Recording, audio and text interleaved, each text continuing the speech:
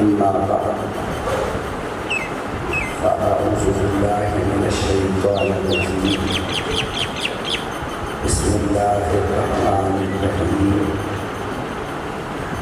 قل لا أسألكم عليه أجرا إلا المودة في القربى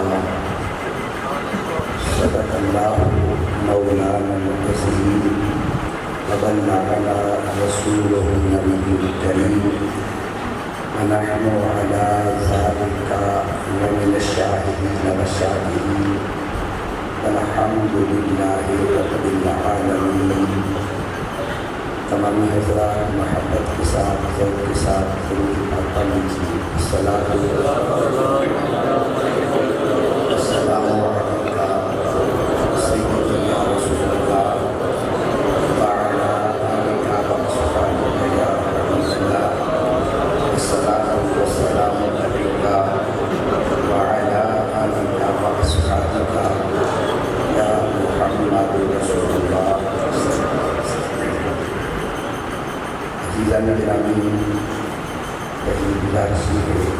بندہ عزیز کوئی عالم یا کوئی فاضل یا کوئی خطیب نہیں، ایک مدرسے کا اتنا سا طالب علم ہوں، سبق سنانے کے لیے حاضر ہوا ہوں. آپ دعا فرمائیں خدا کی کائنات مجھے صحیح سبق سنانے کی اور آپ کو سننے کی اور ہم سب کو ہر سن کر سمجھ کر عمل کرنے کی اللہ توفیق عطا فرمائے. اس کے بعد اس کی گزارش ہے کہ آج اس تقریب سعید میں جتنے یہاں علماء کرام تشریف فرما ہیں ان کی محبت اور ان کا پیار تھا کہ مجھے انہوں نے حکم دیا، وغیرہ یہ نہ تو میری فیلڈ ہے نہ تو میرا شعبہ ہے، میں تو اس طالب علم ہوں.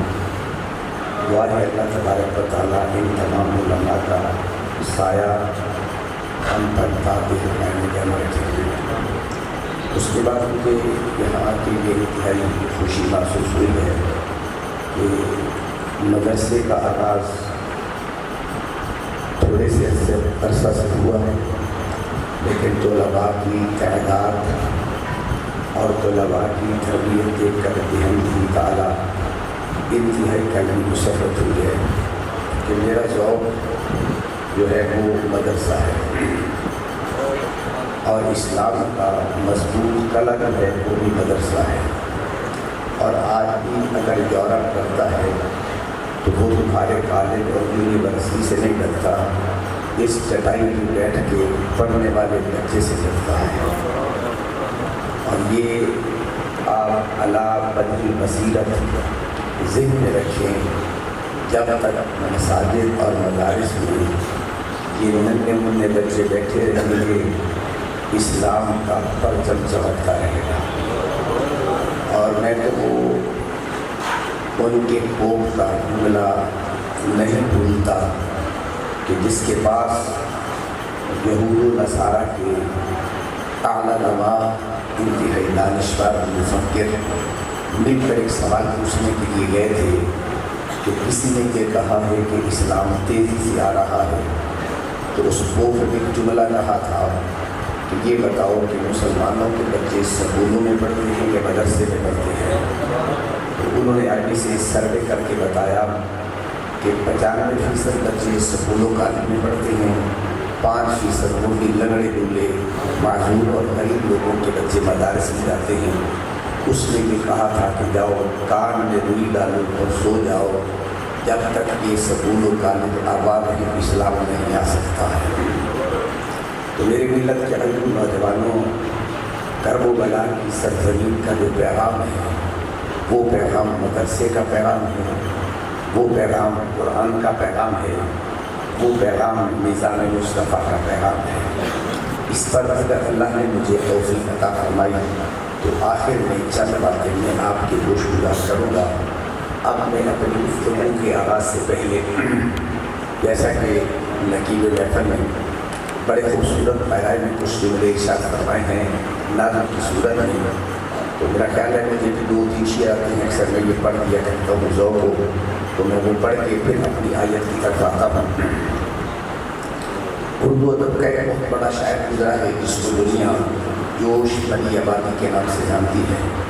اس نے یہ شعر کہا تھا کہ کیا صرف مسلمان کے پیارے ہیں حسین، کیا صرف مسلمان کے پیارے ہیں حسین، چرخ بنی نو بشر کے تارے ہیں حسین.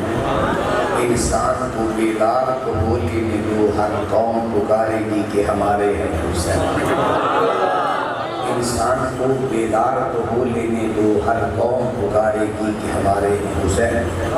اور یہ بات اس نے صرف خوش عقیدت کی بنیاد پہ نہیں بلکہ حقیقت کی بنیاد پہ کہی تھی.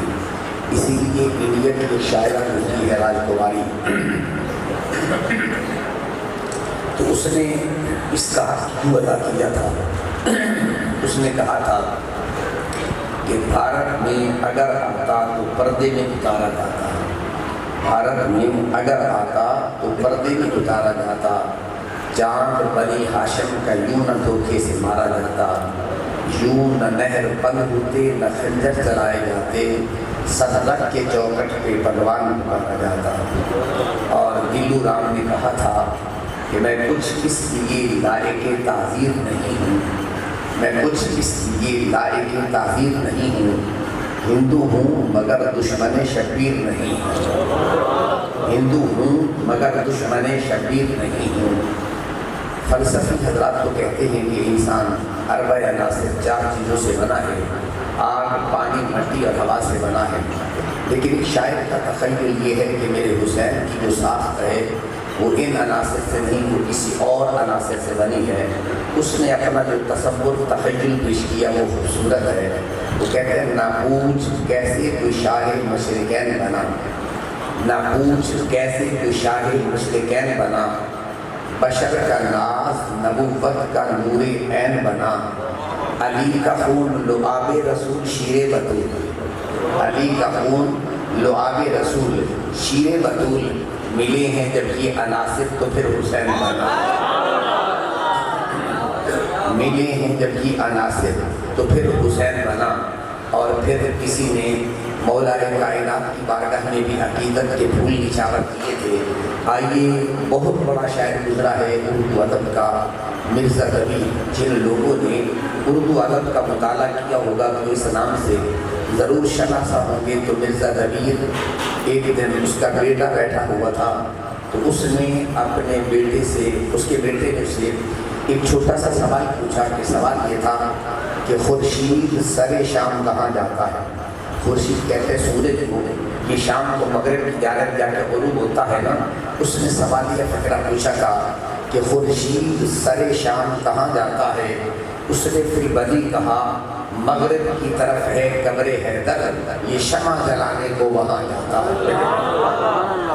مغرب کی طرف ہے قبر حیدر، یہ شمع جلانے کو وہاں جاتا ہے. اور اس عنوان کو ایک اور شاعر کی ذرا بدل کے یوں کہا تھا کہ جو اس در سے نایاب ہوتا ہے وہ اوج میں لاجواب ہوتا ہے. اس در سے جو نایاب ہوتا ہے وہ اوج میں لاجواب ہوتا ہے. جلتا ہے تو قبر حیدر پہ چراغ، صبح وہی تو آفتاب ہوتا ہے. اور کسی نے تو خوبصورت یوں کہا تھا کہ جہنم تو ہے من کن تو مولا کے منکر کا محلہ، جہنم تو ہے من کن تو مولا کے منکر کا محلہ، جنت وہ جزیرہ ہے جس میں ذکر علی ہو. تو عزیزان گرامی، آج جس امام علی مقام سید الشہداء سیدنا امام حسین علیہ السلام کی یاد میں اور ان کے رفقاء اور خاندان نبوت کی محبت میں بندہ نچیز اور آپ حضرات جلمگر ہیں. اس کا اجر تمہیں اس دنیا میں نہیں ملے گا، کل قیامت کو پتہ چلے گا کہ ذکر حسین کا اللہ اجر کیا عطا فرماتا ہے. تو عزیزان گرامی، بلا تردید جس آیت کو اپنی گفتگو کا عنوان بنایا ہے اس کی طرف جانے سے پہلے ایک اصول سے رکھ لیجیے کہ اس کائنات کی عرض و سما میں کہ انسان اگر آل رسول کا ذکر کرنا چھوڑ بھی دے تو خلاق کائنات نے فرشتوں کی مستقل ڈیوٹی لگائی ہے کہ وہ ہر وقت آل رسول کا ذکر ہی کرتے رہتے ہیں. اس سلسلہ میں ایک حدیث پاک عرض کر کے میں اپنی موضوع کی طرف آؤں گا.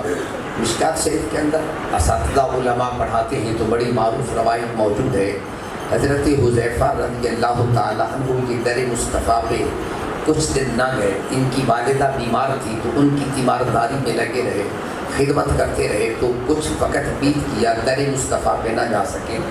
آقا کریم علیہ السلام کی محبت نے جب طلب پیدا کی تو کہا میں حضور کی بارگاہ میں جانا چاہتا ہوں، لیکن خیال یہ تھا کہ امی بیمار ہیں تو ہو سکتا ہے کہ پیچھے مسئلہ نہ بن جائے، میں امی سے اجازت لے لیتا ہوں، امی نے اجازت لے دی تو چلا جاؤں گا، وگرنہ نہیں۔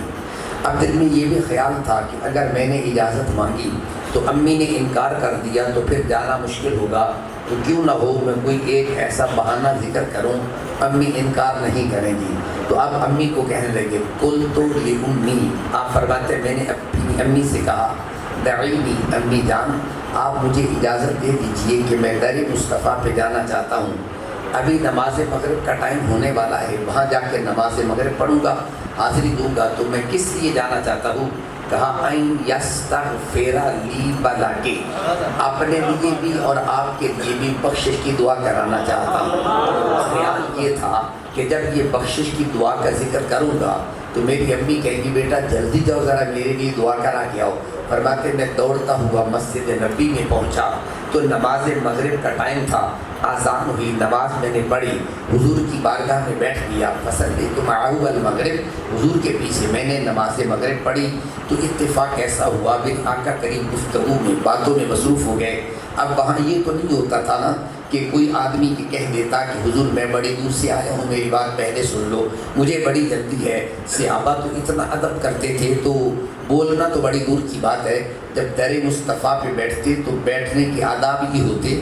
صحابہ فرماتے ہیں ہمارے سروں پہ پرندے بھی بیٹھ جاتے، ہمیں احساس بھی نہیں ہوتا بیٹھے کہاں ہوتے ہیں، یا اس جملے کو بدل کے یوں کہتا ہوں کہ پرندوں کو پتہ بھی نہیں چلتا تھا ہم درختوں پہ بیٹھے ہیں یا انسانوں کے سروں کے اوپر بیٹھے ہیں نا، تو یہ ادب ہوتا تھا۔ فرماتے نماز عشاء کا ٹائم ہو گیا، حضور علیہ السلام نے نماز عشاء پڑھائی، نماز عشاء کے بعد آپ گھر کی طرف جانے لگے تو میں حضور کے پیچھے پیچھے چل پڑا۔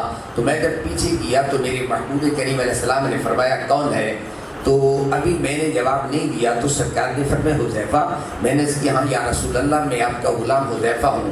میرے حضور فرماتے ہیں ما حاجتوں کا، اے حذیفہ بتاؤ کس لیے آئے ہو، کیا کام ہے تمہیں؟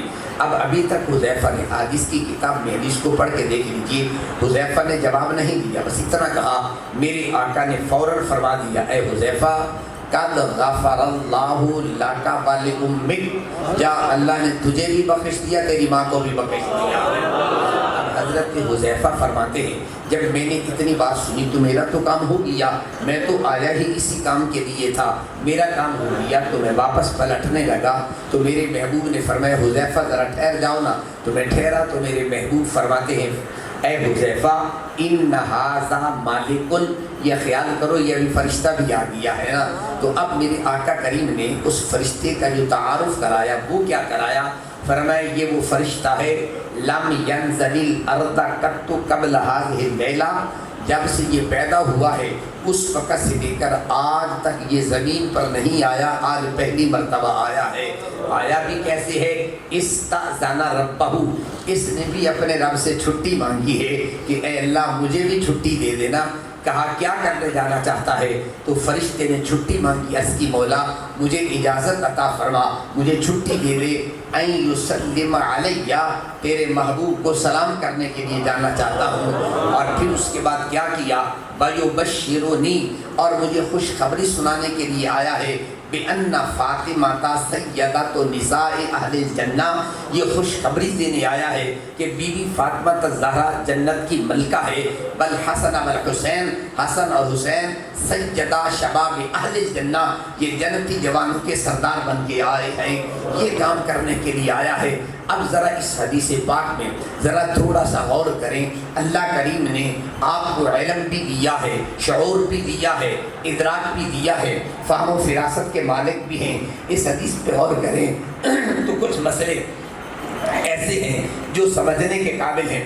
ذرا غور کیجیے کہ پہلے نمبر پہ جب اس حدیث پاک پر بحیثیت طالب العلم غور کرتا ہوں تو میرے ذہن میں سوال پیدا ہوتا ہے، حضرت حذیفہ نے گھر میں اپنی امی کے ساتھ جو بات کی تھی وہ یا تو والدہ کو علم تھا یا حذیفہ کو پتہ تھا، کسی اور کو علم نہیں تھا۔ تو اب جس وقت یہاں گھر میں بات کی، دو جملے کہے تھے، این یستغفر لی ولاکے، اپنے لیے اور آپ کے لیے دعا کرانا چاہتا ہوں۔ تو میرے حبیب نے جب جملے کہے تو میرے محبوب نے بھی دو جملے کہے، کیا فرمایا؟ قد غفر اللہ لک ولامک، جاؤ تیری بھی بخشش ہو گئی، تیری امی کی بھی ہو گئی۔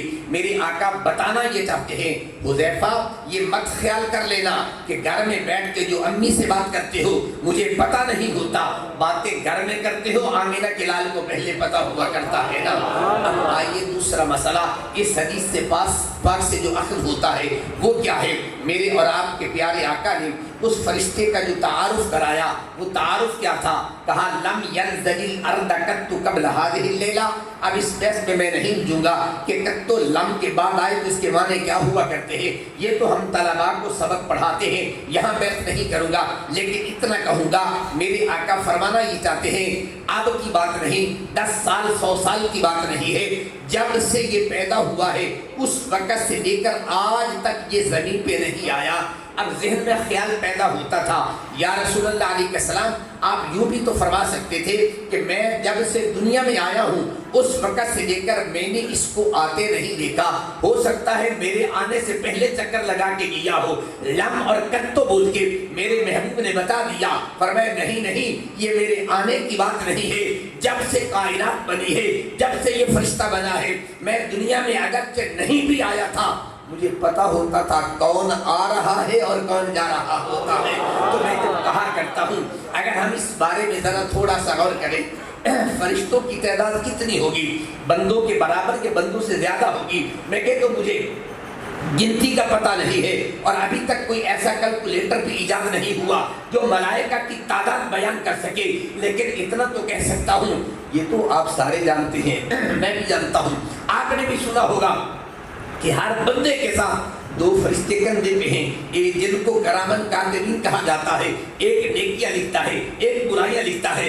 اگر ان کی گنتی کر لے تو ان کی تعداد بھی بندوں سے تو ڈبل ہو جاتی ہے نا، تو اب باقیوں کا تو اندازہ ہی کیا ہو سکتا ہے۔ اب پھر مجھے کہنے دیجئے جب فرشتوں کی اتنی بڑی تعداد ہے، میرے آقا ان کے آنے کو بھی جانتے ہیں، ان کے جانے کو بھی جانتے ہیں، تو پھر مجھے کہنے دو میرے نبی محفل حسین میں آنے والے کو بھی جانتے ہیں اور جانے والے کو بھی جانتے ہیں، کون آ رہا ہے کون نہیں آ رہا ہے۔ اور اس کے بعد اس حدیث پاک میں ذرا تھوڑا سا غور کریں تو فرشتے کے بارے میں جملہ کہا استاذن ربہ، اس نے رب سے چھٹی مانگی ہے۔ میرے محبوب اشارہ کرنا چاہتے ہیں حذیفہ تو امی سے چھٹی مانگ کے آیا نا، ایسے نہیں آیا تو یہ بھی ایسے نہیں آیا ہے، یہ بھی چھٹی مانگ کے آیا ہے۔ اب 2 جملے سنیے جو فرشتے نے کہے تھے، کیا کیوں آیا تھا؟ این یسلم علیہ، در محبوب پہ سلام کرنے کے لیے آیا تھا۔ جب میں نے حدیث پہ غور کیا تو میرے ذہن میں سوال پیدا ہوا، ہمارے ہاں 2 لفظ بولے جاتے ہیں، صلاۃ و سلام بولتے کہ نہیں بولتے، یا درود و سلام بولتے ہیں۔ میں نے بڑا غور کیا، فرشتے نے درود کا ذکر نہیں کیا، سلام کا ذکر کیا ہے۔ حکمت کیا تھی؟ جو بات میری سمجھ میں آئی ہے وہ یہ ہے، فرشتہ جانتا تھا جھگڑا درود پہ نہیں، جھگڑا تو سلام پہ ہوتا ہے نا، اس لیے کوئی سلام پڑھتا ہے کوئی سلام نہیں پڑھتا۔ فرشتہ کہنے لگا اے دنیا والو خیال کر لینا، جو لوگ سلام پڑھتے ہیں یہ ان کا کام صرف نہیں ہے، آسمان کے نوری فرشتے بھی سلام پڑھتے ہیں، اور اس کائنات میں سنی بھی سلام پڑھا کرتے ہیں نا۔ اس لیے کہا یہ عقیدہ لے کے جانا چاہتا ہوں کہ سلام پڑھنے والا ہی نوری عقیدوں کا مالک ہوا کرتا ہے نا۔ اب آئیے ذرا تھوڑا سا غور کریں، عزیزان گرامی بھائیو، بشرونی کا خوشخبری سنانے آیا ہوں کہ بی بی فاطمہ الزہرا کائنات کی نہیں جنت کی ملکہ ہے، حسن اور حسین ساری کائنات تو کیا جنت کے بھی مالک ہیں۔ اب یہاں ذرا تھوڑا سا غور کیجئے، تو میں عرض کرنا یہ چاہتا تھا کہ ہم اگر ذکر نہیں بھی کرتے ہیں تو میرے حسین کا ذکر میرا اور آپ کا محتاج نہیں ہے، یہ تو خوش نصیبی ہے میرے اور آپ کے لیے، اللہ کے کائنات نے ہمیں ذکر حسین کے لیے پسند کر دیا ہے نا۔ اس لیے وگرنہ وہ فرشتوں کی ڈیوٹیاں ہیں، رب کائنات جب ان کا تذکرہ قرآن میں کرتا ہے، اللہ کی کائنات فرماتا ہے قل لا اسألکم علیہ اجرا الا المودۃ فی القربى، پیارے محبوب ان کو کہہ دیجیے میں نے تم تک اللہ کی توحید کا پیغام پہنچایا، دین کا پیغام پہنچایا، اس پہ اجرت نہیں مانگتا، بس ایک ہی سوال ہے الا المودۃ فی القربى، میرے قربا سے مودت ضرور کرنا ہے۔ اب آئیے ذرا تھوڑا سا غور کریں، आले मोहब्बत तशरीफ फरमा है। अरबी ज़बान की खसूसियत ये है कि एक एक माने के लिए कसीर तादाद में अल्फाज होते हैं, कसीर तादाद में, जितनी वुसाअत अरबी ज़बान में है किसी के अंदर नहीं है। मसलन ये शेर का लफ्ज़ है ना, शेर के लिए अरबी में कितने लफ्ज़ इस्तेमाल होते हैं? बाज़ अहले इल्म ने तहकीक की है तकरीबन 500 लफ्ज़ शेर के लिए अरबी में इस्तेमाल हुआ है, और उन्होंने तमाम को यकजा करके कसीदे की शक्ल में मुनज़्ज़म किया, नज़म किया और उसको प्रिंट भी कराया, मौजूद है, मिलता है। इसी तरीके से चलते जाए। अब यहाँ मैं ज़्यादा तफसील में तो नहीं जाऊँगा। एक लफ्ज़ इस्तेमाल होता है मोहब्बत और एक इस्तेमाल होता है मवद्दत। मोहब्बत का माना भी प्यार करना है, मोहब्बत का माना भी मोहब्बत करना है, और मवद्दत का माना भी प्यार करना है। जब मैंने गौर किया कि खल्लाक़ कायनात ने मोहब्बत का लफ्ज़ नहीं बोला, जबकि ये आम है, हर बंदा आसानी से समझ भी सकता है, लेकिन अल्लाह करीम ने मवद्दत का लफ्ज़ क्यों बोला? तो आइए इस पर अहले इल्म ने बड़ी तफसील से बातें की है। सिर्फ 2 फ़र्क अर्ज़ करना चाहूँगा, ज़रा गौर करें। पहले नंबर पे जो बात मेरी समझ में आती है वो ये है कि मवद्दत और मोहब्बत में फ़र्क ये है कि मोहब्बत जो है ये हुस्न की मोहताज नहीं है। मोहब्बत जो है ये हुस्न की मोहताज नहीं है, ये कमाल की मोहताज नहीं है, और मवद्दत हुस्न का मोहताज होता है। मैं मिसाल से अर्ज़ करता हूँ, माँ बाप को अपने बेटे से मोहब्बत होती है कि नहीं होती है? क्या अगर बेटा रंग का काला हो फिर भी प्यार करते हैं कि नहीं करते हैं? अगर पाँव से लंगड़ा पैदा हो जाए फिर भी माँ बाप प्यार करते हैं कि नहीं करते? मुझे ईमान से बताओ, अगर मोहब्बत हुस्न की मोहताज होती, जिसका बेटा या बेटी काले रंग की होते, वो कभी भी उनसे मोहब्बत न करते, पाँव से लंगड़े पैदा हो जाते, कभी भी मोहब्बत न करते। इसका मतलब ये है मोहब्बत ये हुस्न की मोहताज नहीं है। हुस्न हो मोहब्बत तब भी हो जाती है, हुस्न न हो मोहब्बत तब भी होती है, लेकिन मवद्दत वहाँ होती है जहाँ हुस्न पाया जाता है। खल्लाक़ कायनात ने मवद्दत का लफ्ज़ बोल के दुनिया को बता दिया मेरे महबूब के शहजादे वो हैं जो सरापा हुस्न ही हुस्न बन के आए हैं, इसलिए मवद्दत का लफ्ज़ इस्तेमाल किया। अगर इसको एक और अंदाज में करूँ, बाद अहले इल्म ने बड़ी मोहब्बत से ये कहा, ये लफ्ज़ ज़रा थोड़े से मुश्किल भी होंगे अहले इल्म से माज़रत के साथ, क्योंकि बहुत सारे लोग इस बारे में फतावा भी लगाने शुरू कर देते हैं, लेकिन मैं मोहब्बत की बात करना चाहता हूँ। ज़रा ध्यान में रखिए, जहाँ मोहब्बत का रिश्ता होता है, अगर दरमियान में शरीयत आ जाए तो शरीयत पहले होती है, मोहब्बत बाद में होती है। लफ्ज़ों को ज़रा ध्यान में रखिए, जहाँ मोहब्बत का रिश्ता होता है, अगर शरीयत और मोहब्बत का मुकाबला आ जाए तो शरीयत पहले है और मोहब्बत बाद में होती है। लेकिन जहाँ मवद्दत का रिश्ता होता है, अगर दरमियान में शरीयत आ जाए तो फिर मवद्दत तो पहले होती है, शरीयत बाद में हुआ करती है। अब इसको मैं इसकी रोशनी में करना चाहता हूँ ताकि बात को वाज़ेह कर सकूँ। आइए मेरे मिलत के हय्यू नौजवानों, ज़रा ज़हन में रखिए, माँ बाप को बेटे से मोहब्बत है, और अगर बेटा बाप नमाज पढ़ रहा हो, माँ नमाज पढ़ रही हो, बेटा रोने लग जाए, शरीयत इजाज़त नहीं देती कि नमाज छोड़ के बेटे को सीने से लगा लो। अगर माँ बाप नमाज पढ़ रहे हो, बेटे को कोई तकलीफ है, परेशानी है, शरीयत इजाज़त नहीं देती है कि नमाज छोड़ के बेटे को सीने से लगा लो। नमाज पहले पूरी करो और बेटे को बाद में सीने से लगाना है, इसलिए कि माँ बाप और बेटे में मोहब्बत का रिश्ता है। और जहाँ मवद्दत का रिश्ता होता है, आमिना के लाल मिंबर पे खुतबा दे रहे होते हैं, इधर से हसन आ जाते हैं, इधर से हुसैन आ जाते हैं। मेरे नबी ने खुतबे को छोड़कर हसनैन को सीने से लगा के बता दिया कि दुनिया वालों ज़हन में रख लेना, मवद्दत पहले होती है, शरीयत बाद के अंदर हुआ करती है। इसलिए ताकि पता चले आले रसूल से कैसे प्यार करना है। और अगर उस सजदे वाली कैफियत को भी जरा ध्यान में रखे कि जब आका करीम सजदे के अंदर थे, तवज्जो है, बाकी आपने सुना है, मैं उससे मसला करना चाहता हूँ, मेरे हुसैन महबूब के कंधों पे सवार हुए या नहीं? मेरे महबूब ने सजदे को कितना लंबा किया? एक तरफ खुदा की इबादत है और एक तरफ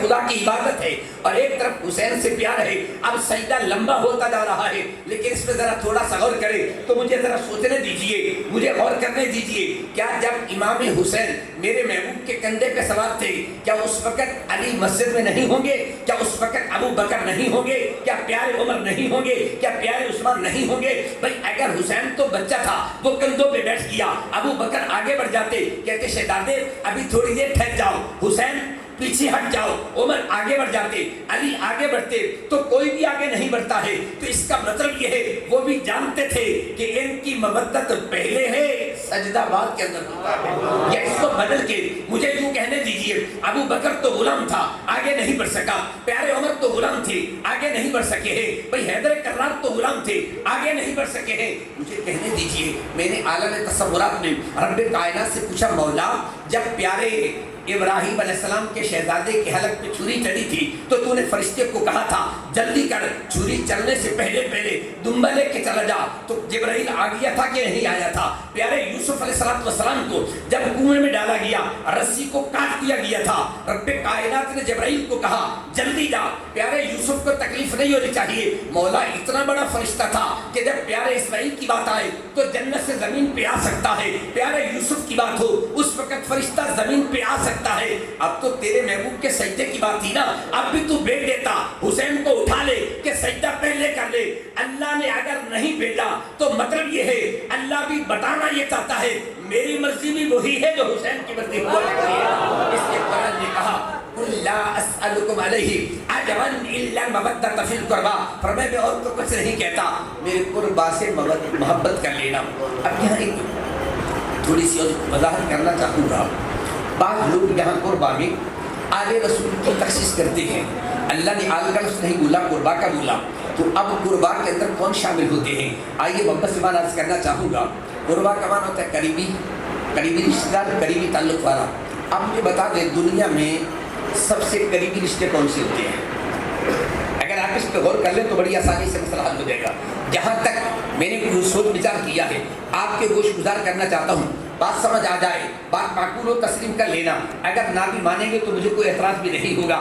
آئیے دنیا میں صرف دو ہی رشتے ہیں جو سب سے قریبی ہیں، ایک بندہ جہاں سے رشتہ لیتا ہے اور ایک جہاں بندہ رشتہ دیتا ہے، اس کے علاوہ کوئی دنیا میں رشتہ، باقی ان کے واسطہ سے بنتے ہیں۔ سب سے قریبی رشتہ مثال کے طور پر آپ کا بیٹا جوان ہو گیا، آپ کسی رشتہ دار کے پاس، کسی دوست کے پاس، کسی عزیز کے پاس چلے گئے، میرا بیٹا جوان ہے، مجھے پتہ چلا آپ کی بیٹی جوان ہے، تو ماشاءاللہ وہ بھی سمجھدار ہے، میرے بیٹا کام کرتا ہے، تعلیم بھی اتنی ہے، آپ رشتہ دے دیجیے۔ اب اس نے دیکھا کہ یار اس کا بیٹا بہت اچھا ہے، کاروبار بھی کرتا ہے، تعلیم بھی ہے، شریف بھی ہے، تو میری بیٹی کا وقت اچھا گزر جائے گا، آپ یہاں کر دیں۔ اب آپ نے یہاں سے ایک رشتہ لے لیا، چاہے تمہارا پہلے تعلق تھا یا نہیں تھا، اب تعلق بن گیا اور اتنا قریبی بن گیا۔ جب آپ جس وقت کوئی بھی شادی کا کارڈ پرنٹ کریں گے تو اپنے داماد کا نام پہلے لکھیں گے، ہوتا ہے کہ نہیں ہوتا؟ اب یہ تعلق اس وجہ سے بنا کہ آپ نے ان کی بیٹی کا رشتہ لیا۔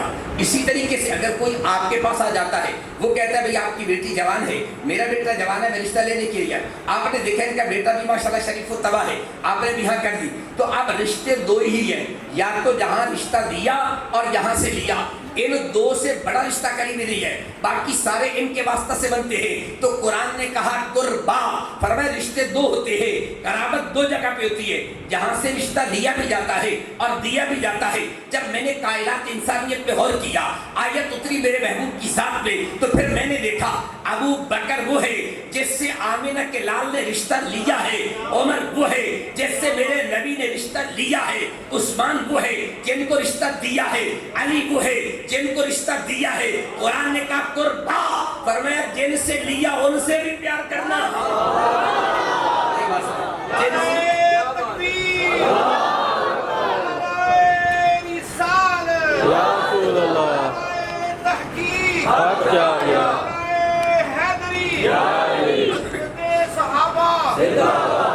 آئیے ذرا ذہن کے اندر وسعت پیدا کرے۔ تنگ نظر لوگوں سے اسلام پریشان ہے، تنگ نظر لوگوں سے اسلام پریشان ہے، اور اسلام کو پریشان مت کرو، اسلام قربا کی بات کرتا ہے۔ میرے نبی نے جس سے رشتہ لیا وہ بھی قربا کے اندر ہے، اور جن کو دیا وہ بھی قربا کے اندر ہے۔ قرآن نے کہا قُلْ لَا أَسْأَلُكُمْ عَلَيْهِ أَجْرًا إِلَّا الْمَوَدَّةَ فِي الْقُرْبَى، اے میرے قربا سے پیار کرنے والوں ذرا دیکھ لینا، ابو بکر کی بیٹی میرے گھر میں ہے، عمر کی بیٹی میرے گھر میں ہے، اور میری بیٹی عثمان کے گھر میں بھی ہے اور علی کے گھر کے اندر بھی موجود ہے۔ قُلْ لَا أَسْأَلُكُمْ عَلَيْهِ أَجْرًا إِلَّا الْمَوَدَّةَ فِي الْقُرْبَى، فرمایا تمہیں پتہ ہے سب سے قریبی کون ہوا کرتے ہیں۔ اس لیے قرآن نے اتنی وسعت رکھی ہے، تو آپ اپنے دماغ کے اندر، اپنی سوچ کے اندر، اپنی فکر کے اندر وسعت پیدا کریں۔ تنگ نظری سے اسلام کا نقصان نہیں ہوگا، تمہارا اپنا ہی نقصان ہوا کرتا ہے۔ قُلْ لَا أَسْأَلُكُمْ عَلَيْهِ أَجْرًا إِلَّا الْمَوَدَّةَ فِي الْقُرْبَى، اگر فضائل کی بات کریں